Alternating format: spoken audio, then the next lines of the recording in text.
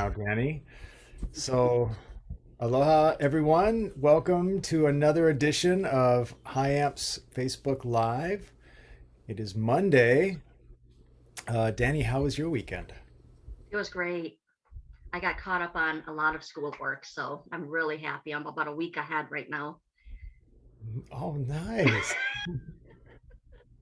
It's interesting when you said caught up on schoolwork, I interpreted that as it caught you up, meaning it kept you from moving forward, but you got caught up as in you finished a bunch of schoolwork you Yeah. were behind on. Caught up to me is I'm a week ahead. I'm comfortable. I can spend more time snorkeling, which I did twice in the last 3 days. So it's Wow. been really fabulous. I'm trying to enjoy Hawaii a lot more. Yeah, and the ocean is such a great way to do that Yes, yes. out there.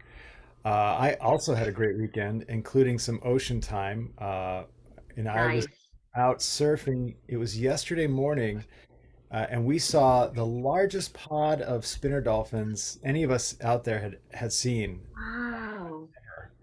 And they were very close to the shore, close Wow. enough where people with longboards paddled out to them. And it seemed like the dolphins liked the attention because they just hung Yeah. out and they were spinning and jumping, and you could see Where's just this? this. This is at Honolulu. Okay. Okay. That's the surfing beach, right? Mhm. It sure is. Wow. Yeah. Awesome. Oh, it was incredible. Just incredible. So yeah, get out into the water, folks. Enjoy. It's a great way to rejuvenate, without a doubt. Speaking of getting out and doing things, Danny, I think we should talk about the Rotary Club a little bit. Um, They're amazing. I really enjoy them. I was part of the Rotary Club about 2.5 years ago when I moved here. okay. I joined the organization because they're community oriented. Yeah. Their motto is service before self, which I absolutely love. Um, they're involved with different nonprofits. They've got scholarship opportunities. Just about everything and anything you could think of. I think Rotary has a hand in it because it's their passion, and Mm. it's a wonderful group of professionals and who get together once a week and talk about what's new in the community, how can we help, how can we reach out, is anybody trying to reach out to us. So it's a really wonderful group. Of course, I had to quit because COVID happened, and then the meetings didn't happen, and then I started school. So but I definitely plan on joining them again. It's definitely something that I want to be involved with continuously. And when we were working on the legislative issues, I thought, I know a group that could totally help, that would be passionate about it. And that's why I recommended the Hilo group, because they're absolutely amazing. And you Yeah, met with them. and I met and it was a great time. It was the first time I'd presented in person in a long time. Okay. Several years, in fact, now that I think about it. Uh, Wow. well, yeah, Before because of COVID. COVID. Yeah. So everything's been online. And it was really nice to be in person with them. And then the members themselves, they were so kind and welcoming. Yes. Yeah. And they had these four, do you remember what their four, um, Oh, the four-way test. yeah, the four-way test. Hmm. I'm going to look for a picture of it. Do you happen to remember what that is offhand? Um, no, I don't. Well, I know part is, I think the first question is it the truth? Is it Um, I have it right so here. they have a wonderful code. Shame on me, I just can't. I just airdropped it to myself here so we can see Okay. the thing. Okay, I'm going to share my screen so we can all see this. Yeah, I really appreciated this.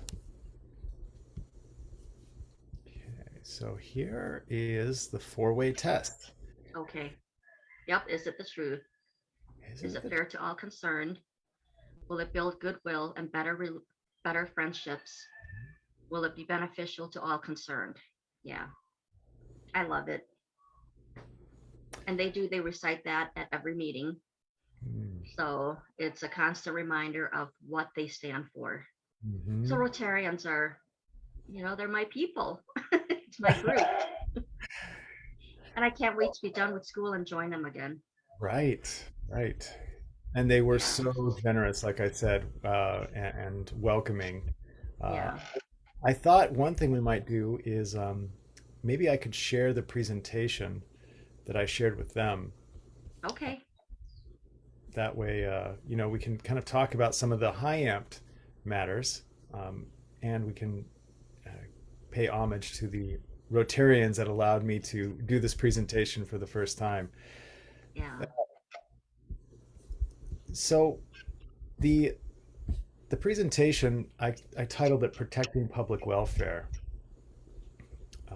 and the reason for that was because when we looking at testimony on our provisional dependent licensing bill, aka our associate level licensing bill, there were two folks that pushed back on it, two organizations, and they noted that their main concern was how would this bill protect the public welfare, and I thought that was a really important question to Yeah. address, or a point to address. Um, and just a reminder to folks who might not know this, we HIAMFT as an organization are in colleague with HPA, the Hawaii Psychological Association, and NASW Hawaii chapter, the National Association of Social Workers, along with our lobbyist Becky Gardner, who has just been a dynamo in this process, bringing such competence and energy and passion. We are together trying to pass a couple of bills. All of them are focused on, I think, I don't know what your thoughts are, Danny, protecting the public welfare. Absolutely. 100%. Yeah. So this is the first point to make about this would be, and this is not even talking about really the mental health need numbers. I recently wrote a letter for a colleague who's developing a preschool here in Hilo, um, in support of that, and did some digging on what the numbers are in Hawaii. And currently, we're only meeting about 14% of our mental health need in the state. Um, Startling. it is startling. And so, pre pandemic, we had a provider shortage. FTE is full time equivalent. And we had a full time equivalent provider shortage across the country of about 10,000 providers. And if you look at this infographic here, you can see some of the breakdown for various licenses and how it's worse in certain areas compared to others, um, and certain licenses rather. Uh, for MFTs, the numbers are much higher now because of the pandemic. Um, and then here, specifically in Hawaii, we have this ratio of clients on the left hand side to therapists on the right hand side. And we can see that here on Hawaii Island, of all the islands, we're actually doing the best. Part of that is because we have a smaller population. Um, of course, unfortunately, on Molokai, they don't have any providers that are registered. And so, some of the barriers to increasing the number of providers that we have include the things that Danny, you and I have talked about before, which is once you graduate as an MFT student yourself, once you graduate in about a year, you're going to be looking at the real possibility of having to basically work for free or work for a very low wage, and possibly in a place that has less than relevant training to what you might want to do. Um, And I am experiencing it while I'm feeling out everything. So um, there's a lot of opportunities in nonprofits, but it won't give me the opportunity to use my MFT education. I mean, I chose MFT because I love the systemic thinking. If I go to a nonprofit, yes, I can use some of it, but they have their own guidelines and rules on how they want the clients to be treated and what funds will treat those um, symptoms or issues. So it doesn't necessarily work for an MFT who truly wants to be an MFT. So Mm. those are my experiences right now. Is those are the roadblocks that I'm experiencing. And you're not alone. You- No, I It's a know. representative um, population without a doubt. And no, so for you, it might be that you have ways of working around that. Maybe you can supplement with some pro bono services at a private practice so you can really get some relevant experience. Uh, you have some other supplemental income or a spouse that can help you out. But for a lot of folks, that might not be the case. They might be no. the primary breadwinner. And they might be very skilled therapists who have natural therapeutic abilities, but their circumstances won't allow them to essentially work for free. Um, and that's not even to mention the issue of getting the relevant training. So, what ends up happening is they end up sometimes leaving the field entirely, uh, Yes. leaving the state entirely to go someplace else where they can manage to complete their hours and earn a living.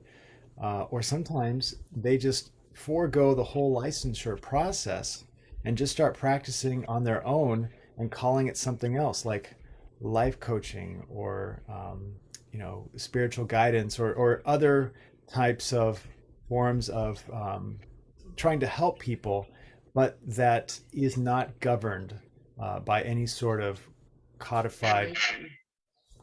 mandate or ethical code, and definitely is not something that somebody could take to, say, the Department of Consumer and Commerce Affairs and complain about and get some sort of protection. So in that way, right there, there's a public welfare issue. I was talking to a friend of mine who was going to school with me. We started at the same time. And because of the working for free, less than relevant training, no opportunities on the big island, and he would have made a wonderful therapist. He had the heart and the soul. And he walks into a room and it's just nothing but kindness. He just had all those things. He wanted to be a part of this community, but at the end of the day, he said, after a year in school, I realized it's not going to work for me. I can't do all these things. The laws are not going to protect my family, which I have to do at the end of the day. So he applied for a job on the mainland, got it. And he's not going to continue school. Mm. He said he might when he's, made his money and can't afford to do it. But that's why these laws are so important. The associate licensing does not mean less qualified. It means we have the qualified supervisors. We are under compliance with the laws. We are following all the regulations. We have to, you know, um, obey DCCA regulations. We are all those things. And, the concerns are valid, protecting the public. Well, that's exactly what we're trying to do. But how do we communicate that effectively so that the lawmakers understand it? So I think that's kind of where we're at right now, John. I Yeah, hated to lose a future MFT. That broke my heart I can only imagine. Yeah. because you know, culturally, the Big Island needed him. Mm. He spoke another language, he spoke their language. But he just said, I can't do it. I just can't. I need to figure out what to do during this time until I can live out my passions again. Yeah. And he couldn't wait for the laws to change. It's, He it's knew what we were working on. it's pretty tragic. I mean, we're kind of shooting ourselves in the foot with these administrative barriers, and Yeah. it's not like there aren't relatively easy fixes. I think a lot of what is required here is a willingness to innovate. Um, And and in some ways, I'll pedal backwards pedal on this a little bit. I don't even think that this is innovative. Quite frankly, this is something that we've said before. 23 other states are already doing this. And here in Hawaii, we already have the social workers who have this dependent license, right? This like interim license where you're not fully independently licensed. In fact, I have an infographic that I think is a helpful way of showing people what this looks like, because one of the um, uh, testimonies that was pushing against this licensing bill uh, it sounded like it completely misunderstood what it is. Yeah. The licensing laws are there to protect people, and we agree. That's why we're saying let's just add this little tweak to the licensing law Hmm. so that we can expand the number of providers, provide better training, and still have that protection for the public welfare. And Yes. so this picture, I think, captures what we're talking about here is the issue. If we think of this is sort of like a family tree, right? And all of us providers and all the we'll call them the grandparents are up here. We've got the professional associations, HIAMFT, HPA, NASW, the Hawaii Counseling Association. Then we've got, of course, they're probably the great grandfathers, but we'll put them in the grandparent category here with the Center for Medicare and Medicaid Services, Department of Human Services, DCCA, and then the RICO folks who are part of DCCA. They take the ethical complaints, and then all those insurance statutes that we all have to abide by as well. Those govern these folks here in green, which are us, the independently licensed professionals and supervisors, and the insurers who help us earn a living and help clients receive services by paying for those services when clients pay their premiums, or if you have MedQuest, they take care of you, and the state would be part of that. Underneath the independently licensed professionals like myself at LMFT would be someone like you, Danny, after you graduate, but you haven't quite reached your hours yet to become fully independently licensed. You would become a dependently licensed associate. And then the language that was used in some of the testimony and with DCCA is about protecting consumers. And we would call them, as therapists, we call them clients. Hmm. So, and psychiatrists might call them patients.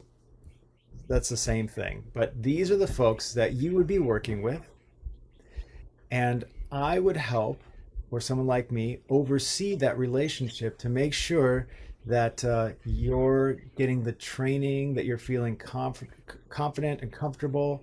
I can receive any complaints from consumers, or I can give you a heads up about any particular consumer that I think of should be of concern.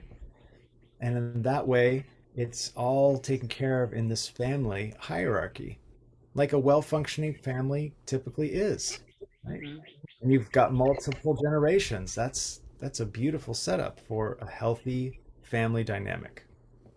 See, this would be wonderful to share with the lawmakers and DCCA.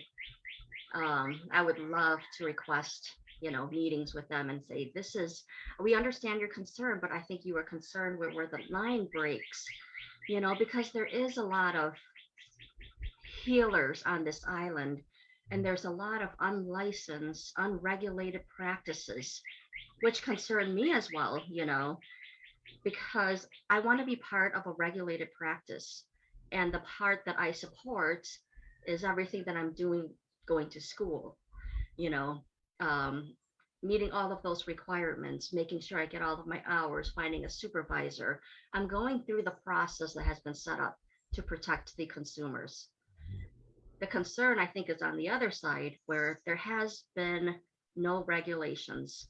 You can call yourself whatever you want, but the LMFT license comes with laws. It comes with ethics. It comes with morals. It comes with regulations. It comes with so much structure to make sure we do things right and we protect the people. And that's what needs to be communicated. I couldn't have said it any better myself. That's exactly right. So then like you said, you have all these unregulated providers who are cut off from this entire family system, Yes. both the structure and the support of that system. Um, and it leaves consumers extremely vulnerable. And that's why having this dependently licensed associate opportunity would protect the public welfare, because it would bring a lot of these folks into the fold. It would bring them into the family and keep them in the family. And that's ultimately what we're trying to do. I mean, Hawaii is all about ohana, right? And we're just trying to continue to expand our mental health ohana. Right. Um, Gosh, I wish we had opportunities for people to ask questions and feedback, but I'm not very good at monitoring the chat. So I think what I'll do is just continue with this part here. So just to let folks know, in an effort to bring folks into the family, these providers, we have this associate level, or you might also refer to as a provisional or dependent licensing bill. That's SB 2829. I think it's currently in SD1, which is I don't know what that stands for, but it's like it's gone through a couple of readings already, and things have crossed over from the Senate to the House, and from the House to the Senate. They call it the crossover. So now each side is reading the bills that the other side has already read over, and there will be a couple more readings over the coming weeks here, and uh, folks can have a chance to weigh in on these bills. The other one I'm just going to mention, that we're not going to focus on too much, is this audio only telehealth bill, which is another very important bill that expands services to um, folks who aren't comfortable with using audio and video. They just want to talk on the phone and do telehealth. And we're suggesting a carve out just for behavioral and mental health services, to say that it's a little bit different than medical, physiologically based services, to provide audio only telehealth. A huge part of what we do is the talking cure. We talk. And so, particularly for older populations, lower income households, those with limited English proficiency, or those who simply prefer the telephone, those folks really use telephone services. In fact, telehealth overall has increased about 300% since the pandemic began. Um, and so far, the research that we've read suggests that telehealth audio only or video and audio are very comparable in terms of outcomes. There's no significant difference. And telehealth in general, compared to face-to-face person, also very similar. So it's not necessarily whether we're doing it live and in person, whether we're doing it through video and audio, or we're doing it through audio.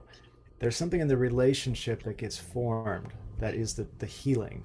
Uh, that's the solve or the bomb in the process of therapy. And this isn't a new concept. The telephone has been around for so long, and I miss talking on a telephone sometimes because most people text me or they send me an email. The good old days when we had the rotary phone and we called our friends, it was just like, woo, we get to talk on the phone. I'm from that generation.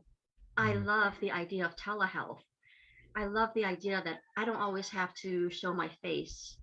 There are times when a telephone seems to protect me better. And I know I can relate to some of my friends who share the same views on telehealth. And it provides the reach, the access to them that isn't available currently. I know EGA had authorized it during the pandemic, Correct.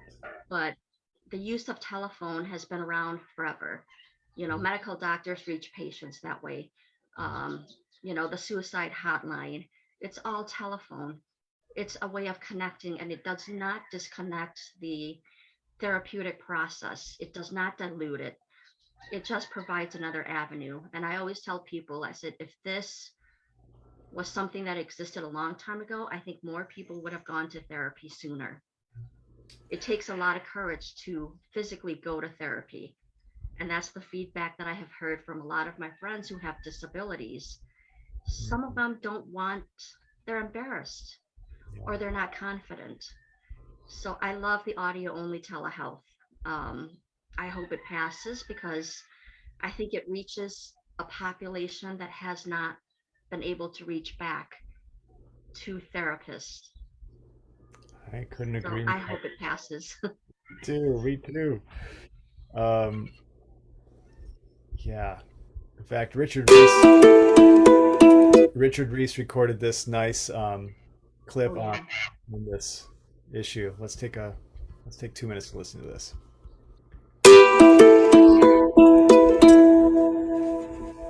Oops. I'm not showing my screen here. How do I do this? There we go.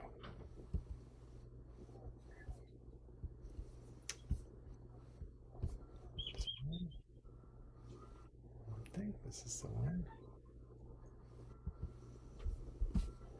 There we go.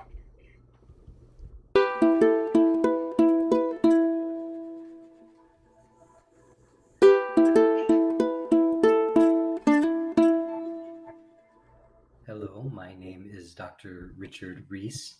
I'm a clinical psychologist in private practice in Honolulu, Hawaii, and a good portion of my client base involves older adults, many of whom during the COVID-19 pandemic struggled with the technologies involved in video teleconferencing.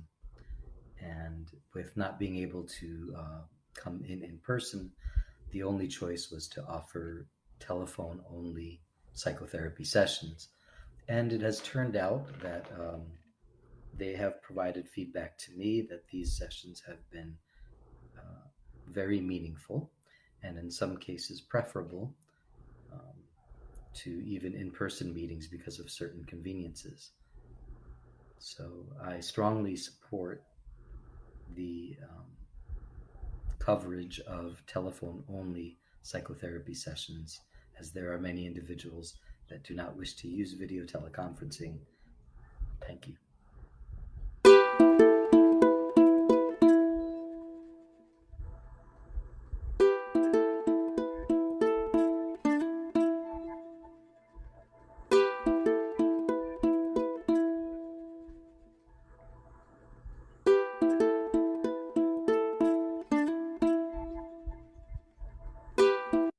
All right, I'll stop there. Yeah, very compelling video. Yeah. Yeah.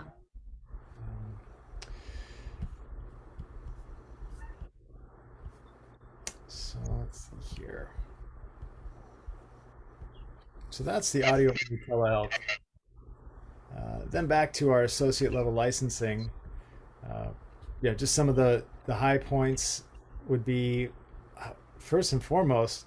I think it really we already talked about the economic viability of being able to do the post degree hours, the relevance of training opportunities, but there's also that cultural relevance that's particularly important. You know, it would be really helpful for a lot of people who are born and raised here to meet with a therapist who uh, is also from here. And so I really envision this as creating a career pathway for clients who want to move into becoming colleagues.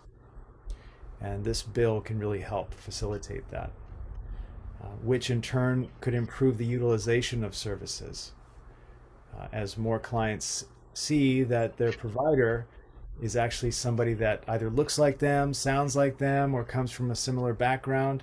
They're much more likely to feel comfortable engaging in the therapy services.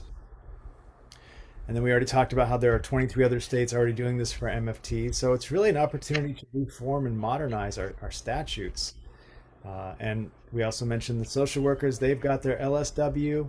So helping us be consistent across all the licensures, preventing that brain drain. And then something we haven't talked about very often is this could actually increase tax revenues and improve the economy because you create a whole nother group of people that can earn a living, that can pay taxes on that income, and that will spend that money locally, hopefully. And then that keeps the money in the community. And the longer that a dollar stays in the community, research shows that community tends to be healthier and on all kinds of measures.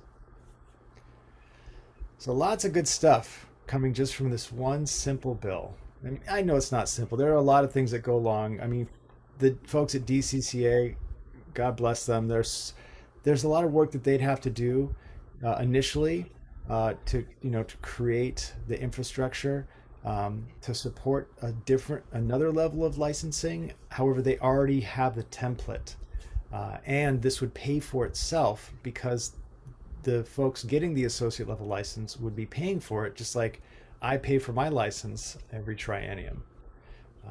They would pay for their license. So, just three sort of rhetorical questions to highlight all of this. Is it not in the public's welfare to provide enough access to services that they actually utilize? I think the answer is yes. And is it not in the public's welfare to ensure that the care they receive is of the highest quality by professionals that have been trained by local and in local community contexts? Yes, that's cultural community responsibility. And then would it not be in the public's interest to ensure that an entire generation of would-be therapists continues to be able to provide and contribute to the economy by remaining in Hawaii? Yes, I think so. So for all of you watching here, testify. That's the number one way to help, is to actually go and register at the Hawaii Capitol website, get an account, and register to testify when these bills come up for hearing. Or you can provide written testimony. You can also join HIAMFT, and we will testify for all of these bills. And so by contributing to us financially, we can continue to pay for our lobbying efforts. All of our board members are volunteers. I don't get paid to do this. Danny's not getting paid as an East Hawaii chapter rep, although I'm going to definitely get her paid as an administrative person because she does so much to help with that stuff.